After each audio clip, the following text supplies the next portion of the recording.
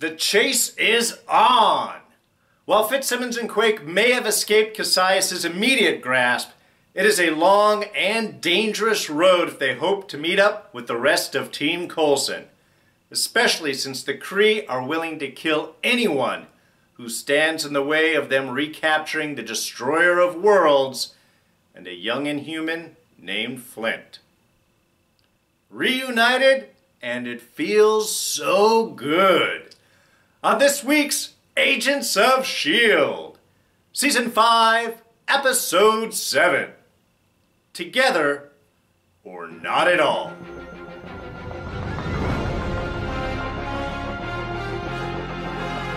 Hey everyone, D here, and welcome to this week's review of Agents of S.H.I.E.L.D. So yes, of course, spoilers, this is your warning. Alright, so, good episode this week. Really loved the pacing.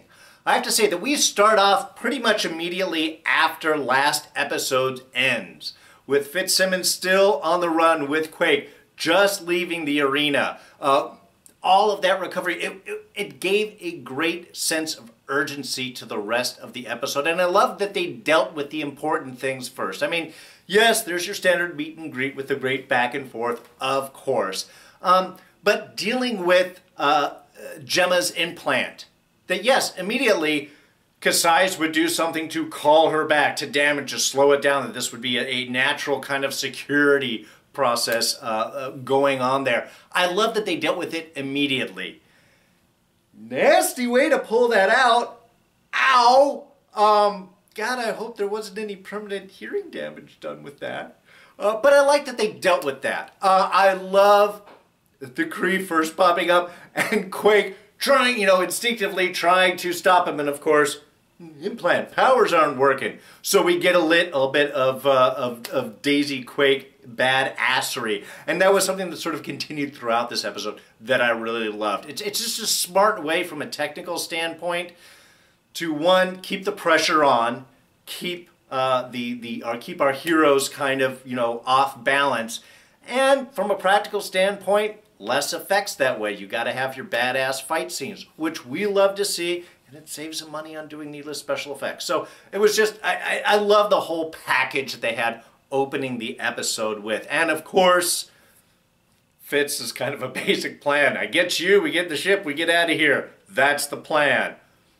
Of course, that ship does not last long. Why would Kasius let it last once that he knows that Bartok is not his man? Is not the marauder he thought he was. That yes, go ahead and blow up the ship. So just a perfect opening to this episode, moving right after the end of last episode, dealing with your immediate issues, the implants and Quake's powers and everything, blowing up the ship, keeping the danger level going. It keeps that pace, it keeps the pressure up. And I think that's exactly what they needed, because that's pretty much what this whole episode was pretty much the chase scene. Getting away from Kasius, reuniting with Coulson and the rest of the gang, and then getting out of the Lighthouse. So I love how they set up the pace initially and really kept that pressure on throughout the episode.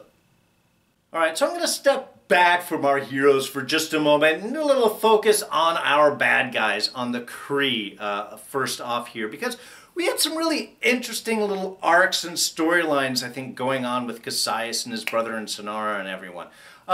First off, the cutting of Kasius' face. Yes, I'm pretty sure that Gemma probably meant him to do a nice little throat cut, and it looked like he turned at the last moment. While he's not dead, in some ways it's almost worse from Kasius' standpoint, because we've seen how much he sort of appreciates flawlessness and perfection. So the fact that he now has this scar, which his brother's talking about, no, scars and victims, and makes you feel great, and, signs of warrior. From Kasius' standpoint, he's scarred. He's imperfect now. So the fact that he keeps kind of like dwelling on it in the beginning of the episode, I thought was really appropriate, very telling of the character. And we're seeing a big difference between himself and Falneck. And I have to say, well, look, Kasius is a bad guy, okay? He is a bad guy. He is dark, he is twisted, he has no compunction against killing and torturing and all of that. But they did an interesting job this episode, I think, of making us feel sympathetic for Kasius from the standpoint, or Kasius, sorry. I love that little change up that we have, because of course we see F.P.O.I.L.E.R.S, and he's really bad. I mean, we saw him last week, definitely ready to throw Sinara in to die against Quake. And here, when he's sending his guy, Mistande,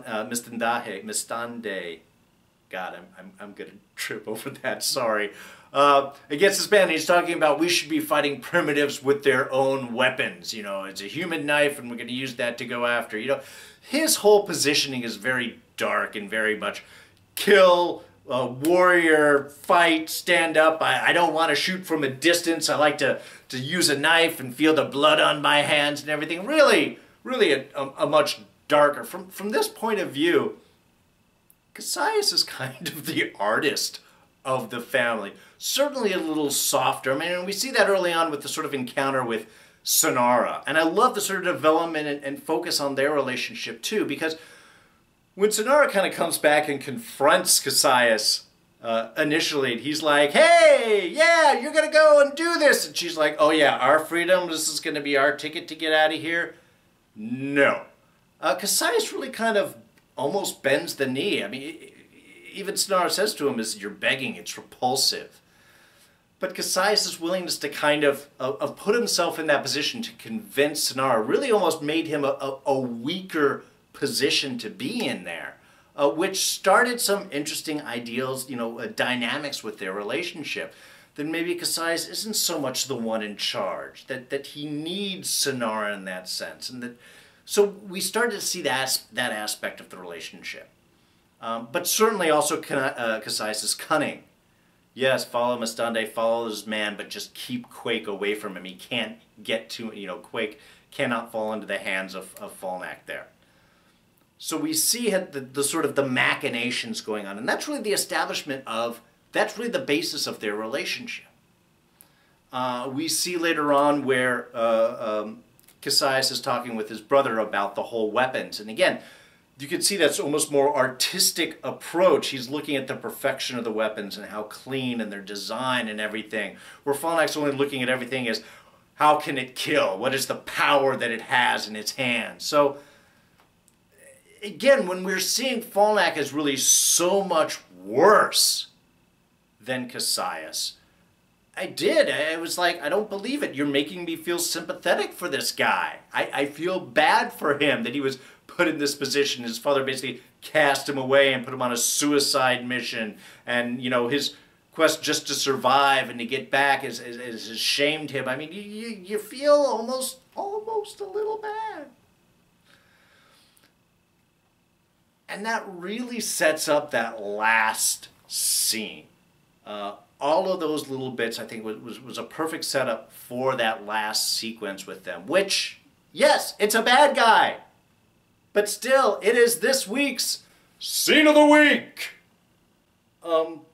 Because of so much that happened in it from a character standpoint. We have Sinara coming in, talking that the Quake has escaped. We see the impact that has. Kasius, obviously very disappointed. F.P.O.I.L.E.R almost insulted to that point. Fine, we'll hunt them down. They're on the surface. And we get to reveal that they know about the whole surface people. So we get our bad guys being aware of where our heroes are going. That was a great reveal. I love that this is falling back to Kasius telling Sinara, use your head. Let Mistande follow their tail. You use your head. Get into her head. Think of where she is going to be. Which is, I loved how that works on that character standpoint. So we get the reveal that they know about the humans that are on the Earth. And then she reveals that she killed F.P.O.I.L.E.R's guy. Yes, he died by my hand. And so we see the reaction from F.P.O.I.L.E.R. Is he going to be mad? Is he going to kill her? Is he going to attack her? No! He appreciates that. From a dark bastard like this? Yes, of course he would. As everything happens, it's unexpected, but then it makes perfect sense, which is a great way to construct a scene. So yes, he appreciates it. You're a great warrior. Now I have this opening. You should join me. I can do things that you never do. Forget Kasius. He sucks. He's weak. And I was wondering, I'm like, is Sinara going to go with him? Is Sinara going to kill him? This is not something that can perpetuate. This is almost pushing too far for Falnak there. And then, stabbed in the back by his own brother. Perfect. Which, you know, Kasius had to step up at some point. So it's great that he did, and then we get the little true story of what had happened of Sinara and Falnak sort of, or Sinara and Kasius' connection there. That yes, we ran, and yes, the generals lie dead at his feet, but it was Sinara that killed him because the generals kept Kasius from escaping. Why? Because Sinara sees Kasius as someone not just for battle. He doesn't belong on the front lines. He was for something greater. His mind, his planning, his way of seeing things. She is the warrior. He is the brain. They have this relationship. And then, of course, he's covering himself up with the blood and getting all close. It's like, oh my God, it's Kree foreplay. But again, there was such a perfect arc because while we hate Kasius, through this episode we feel sympathetic for him. And then when he turns around and stabs his brother in the back, we're glad, yeah, Kasius, you're back. You're going to be the villain. We don't have to deal with this Falnak guy. You know, it elevates his position and makes us sympathetic to him. Plus, it shows the strength of the relationship and the depth of the relationship actually between Sinara and Kasius. That they have this long, it's not just a flirt thing, it's not just a boss thing. They've got this deep relationship that are willing to fight, die, and connive for each other. I mean, again, she tells Sinara, once Falnak was killed, she was all like, yeah, Kasius, you're looking good. You're doing the things I like a Kree warrior to do. It was perfect. It was just a beautiful finale for the arc setup in this episode, and just a great back and forth of unexpected moves and great reveals that just really gives depth to these characters and gets rid of Falnak, who was kind of annoying. I'd say it, like I said, I'm glad Kasius is back and after our team. But while Manstron-Dar was alive, he was a scary villain. I mean, I like the fact that he was quick, that he was catching up to the team quickly. Already they're in the elevator, and Manstron-Dar's mast is shutting down the elevator and coming up to find him. Certainly willing to kill people before willing to look inside the elevator and notice the trap door open. So, okay, he's evil, he's Kree, he's quick to kill. But I like that, keeping the pressure on, that it was not long before he was already breathing down FitzSimmons and Quake's back, and it kept the action going. Nice little callback to Gravitonium from all the way back in season 1. I was wondering if we're going to see anything. Graviton, our villain, I'm assuming is not inside this. It's just the material. But it's a great callback. That's one villain we were hoping has going to sort of reappear somewhere in the past few seasons. So at least we get a little bit of a callback there, and does explain the whole gravity on the Lighthouse station, because of course there isn't enough mass to Earth to have our 1G, our normal gravitational pull. So that we get a little bit of explanation of that, I thought was totally cool. Deke showing up and kind of being that rescuing, that was great. I love, of course, the glowing mask. Looks very cool. Not fooling Daisy at all, who's already upset with Deke. But I like that back and forth, how he was saying, look, I know you're upset, but we had to save lives. You were going to get people killed. And by the way, you wanted to reunite with your friend? There's your friend. So it's kind of right. Also did enjoy the fact he had to open up a window and that all of his stuff is now floating out in space. Thanks for that. It was great character work from Deke. But he does lead our team back for a whole reuniting moment, and that was just awesome. Of course, it was quick. It was just a hug, and then a group hug, and then we were all set, and they moved on, which was cool. Again, not spending a whole lot of wasted time here. Well, almost. There was a little bit, and I have to say, probably the weakest part of this episode is the whole Flint arc. Now, I have to say, I did like... There were aspects of Flint's character and Flint's actions in this episode that I did like. I like the fact that as the argument is going, he's the one trying to like, hey, what's going on? And keep people focused. I like that. I loved Mack stepping out and having the talk with him. Not just because we have this sort of parental father figure, child figure, you know, going back and forth, but how Mack approached it. Saying, look, I'm not here to tell you something that you already know. I'm just here to be here. Just someone that you can talk to and open up with. Because very often we get into these moments where we've got the carefully constructed dialogue of the meaningful statements back and forth, and each one is having that sort of emotional reaction to it.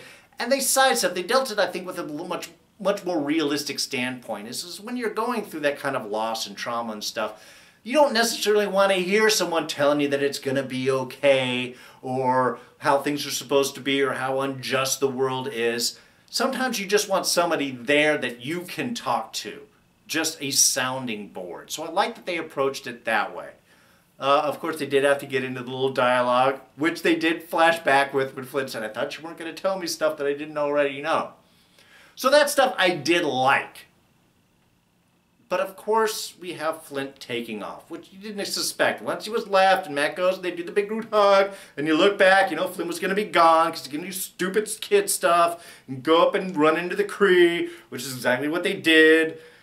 You know, I appreciate that Flint's trying to be that, I must save people, you know, follow that kind of Mac ideal, which is, you know, kind of perpetuates his arc in this episode. But it's just...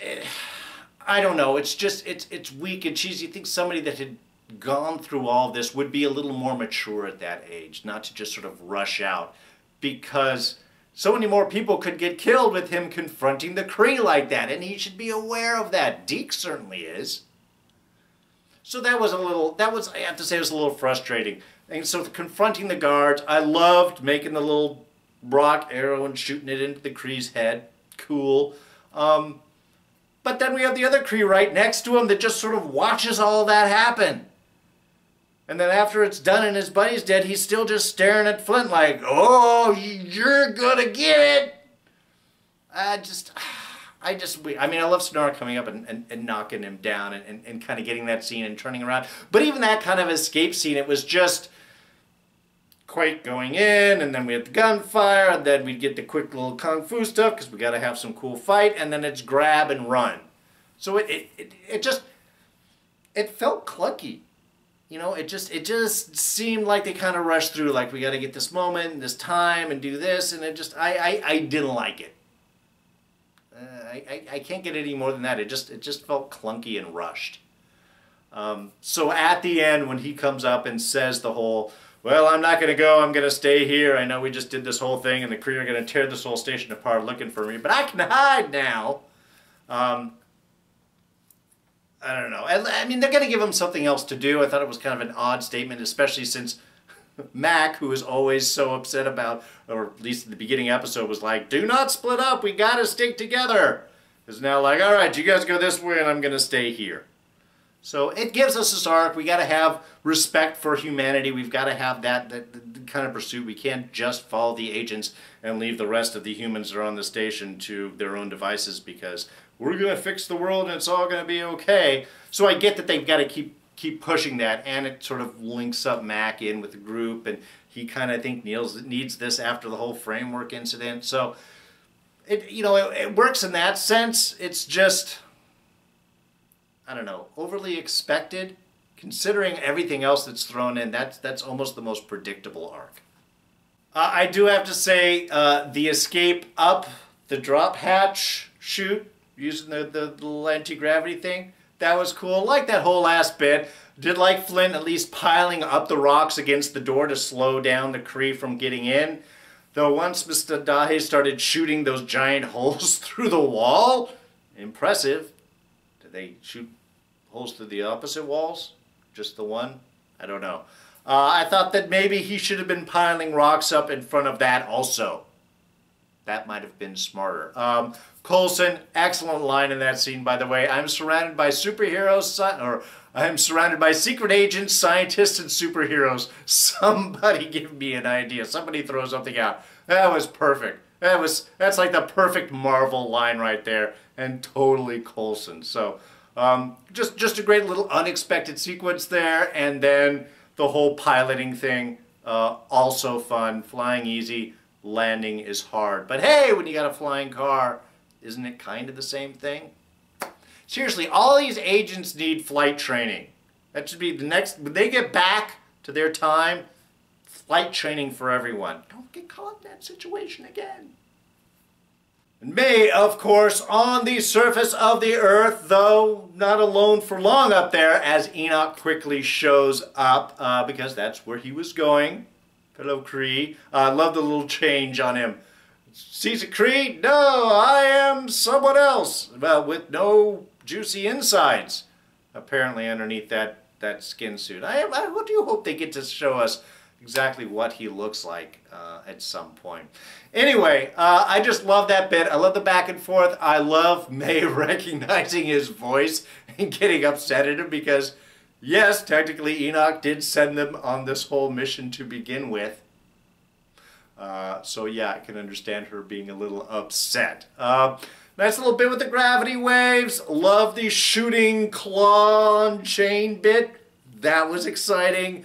But really what May's whole point is, May introduces us to our human survivors living in the Zephyr. Gotta say, when you see that S.H.I.E.L.D. logo right behind Enoch's head there, that was awesome. That it's the Zephyr, even better. But who is it that she runs into? Our dear little girl Robin. Not so little anymore. In her 80s at this point, 74 years. What, she was 10, 11, 12-ish, something like that. So yeah, in her 80s at this point. That's what she was holding out. I had to stop and review it because I almost didn't see that was a little carved wooden bird in her hand that she was offering up to May. So this is our survivor that survived the entire time and will be, hopefully what that means is next week we will get some answers as to what's going on. I don't think they're going to give us all of them because they rarely do that easily. But great that May is there, of course, because Coulson playing, they're landing down, so we get really kind of the full official meetup next week. And I know we're all looking forward to Coulson and May reuniting themselves. Just a hug? Something more? We'll have to wait and see. All right, just a couple of small bits here. Okay, while I've already talked about the scene of the week, it is not the line of the week. And of course, that's attributed to our dear, dear Fitz, as he offers up the S.H.I.E.L.D. tech bundle to Mack and Yo-Yo, who are staying behind. And they're upset that it's up on level 3 with a Rexar. And that's his line back. So, I mean, it's perfect frustration. I mean, that's why it was perfectly delivered. It was just, how's it? Okay, I don't think I'm getting enough credit here for this. I have traveled through space and time to find you. I think we're moving past that point a little too quickly. He, of course, said it much better than I just did, and I think that was the great part of it. Not only is it an awesome line coming from Fitz, but the temperament and cadence that it is delivered to is just such kind of frustration. You're frustrated with like your best friend there. It's like, oh, I've done this whole lot. Okay, you are just trying to focusing on the wrong things. Anyway, it was a great bit. I can't wait. I can't wait for Mack to get his shotgun axe back. But man, that line fits again perfect through this episode as always. When Quake rescued Flint and they all got away, Mr. Dahi said an odd line to Sinara. I believe he called the team scrappy. I don't know, that just really stood out in my ears. Like, really? A Kree calling the humans scrappy? It just, I don't know. It seems like such a human phrase. It just sounded weird coming out of a Kree. Oh, also from Fitz, the first conversation with Quake there when she's upset. A fight to the death? I had to make a flashy entrance. Why didn't you jump into the octagon? Wouldn't be fair. I do push-ups now. Double digits. Just Again, it is. It's such a perfect change from Fitz's character in that. But it's just so perfect. And I love the sweetness between FitzSimmons, between Fitz and Simmons. The whole, we got to stay together. Well, that's why I proposed to you. But again, that frustration. Also, notice they keep trying to kiss and keep interrupted. They're finally on their ship, flying down to Earth. They lean in for a little kiss and turbulence, shooting them around. Just, come on, man. They need that private time. Enoch's discussion with May about her leg. She figured out the damage it is, and by all accounts, you shouldn't be walking on it. Perhaps you should think of a new career. Great stuff. And also, I have to say, they have really incorporated things, real-life events, so wonderfully in the show. I had forgotten that Ming-Na had torn her ACL at the end of last season. And the fact that they have incorporated that injury into her character in this season is just, again, it's that marvelous use of writing and keeping things interesting. It's the same way with the Indy Castecker, who was shooting a movie and therefore couldn't be there for the first couple episodes. All right, no problem. You know what we'll do? We'll keep you gone, and then we'll bring you back as super badass Fitz back into the group. It was just that they're able to tweak all these real-life events and integrate them into the show in such a logical and interesting fashion to keep everything moving forward. It's beautifully done. I can't really say enough about the writers on the show. They do an amazing job. All right, well, I think that pretty much covers everything in this episode. Really, so next episode, we should be finding some answers. Why did Robin send him to the future? What is the big problem with humanity? How do they have to go back in time and save it? What is the deal? So really looking forward to next week. I don't expect total clean-cut answers, but hopefully we will be getting a bunch of at least clarification as to where we're going. All right, so if you did enjoy this review, please go ahead and hit that like button. Thoughts, ideas, comments, throw those down in the section below.